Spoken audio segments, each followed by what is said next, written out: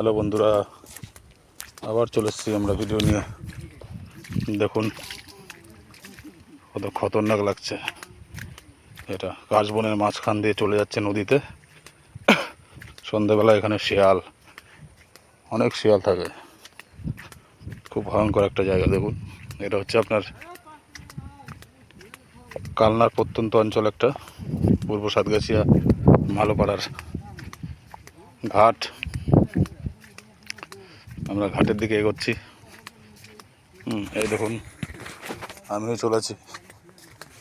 তো বন্ধুরা, অবশ্যই আমার এই ভিডিওটাকে একটু লাইক করে দেবেন, উৎসাহ দেবেন, যাতে আপনাদের জন্য মাঝে মাঝেই ভালো ভিডিও শেয়ার করতে পারি। দেখুন, আমরা চলে আসছি প্রায় আমাদের যেটা গঙ্গা নদী, সেই গঙ্গা নদীর কাছাকাছি চলে এসেছি।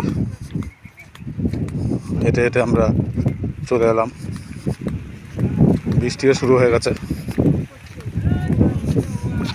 বৃষ্টি শুরু হয়ে গেছে বন্ধুরা। আমাদের একটা শেডের নিচে যেতে হবে। আমরা শেডের কাছাকাছি চলে এসেছি। দেখুন, এই যে দেখুন, আমাদের সব আমার কাকু জমিতে যাওয়া হবে। তার আগে একটু আপনাদের গঙ্গা নদী দেখিয়ে নিই। গঙ্গা নদীর জলটা এখন কতটা ঢেউ চলছে। তো গাইস, দেখতে থাকুন।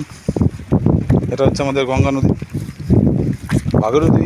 এটা ভাগীরথীও বলা যেতে পারে। এই দেখুন, ভাগীরথী নদী।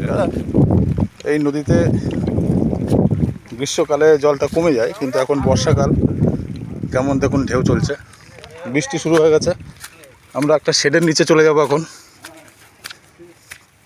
আমরা শেডের নিচে যেতে হবে, কারণ বৃষ্টি চলে এসছে। আমাদের কাছে ছাতা নেই।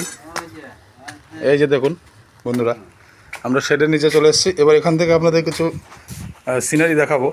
খুবই মনোরম, খুবই মনোরম। দেখুন, কাশ বাগানের মধ্যে কলা গাছ হয়ে আছে। কলা গাছ দেখেছেন? এবার দেখুন, আমরা যে ঘাটে আমরা স্নান করতাম, সেটা এখন কাশবনে ভরে গেছে, যার জন্য এখন আমরা স্নান করতে পারছি না। তো বন্ধুরা, খুবই একটা মনোরম দৃশ্য। আকাশটা দেখুন, পুরো মেঘলা, পাশ দিয়ে ছোটো নদী চলে গেছে সরু। দেখুন, এত মনোরম দৃশ্য। আমার কাকু এখানে দাঁড়িয়ে আছে, এখনই পাট কাটা হবে। এটা ভাই। তো বন্ধুরা, রাখছি। ভালো থাকবেন।